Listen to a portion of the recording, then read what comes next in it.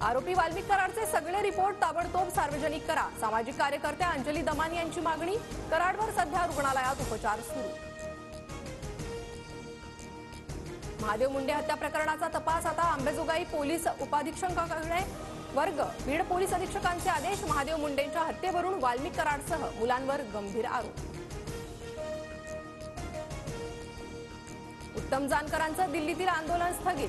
जंतर मंतरवर आंदोलन करण्यास परवानगी नाकारली। जानकर 1 फेब्रुवारीपासून नंतर सर्व राजकीय पक्षांशी बोलून पुढील दिशा ठरवणार।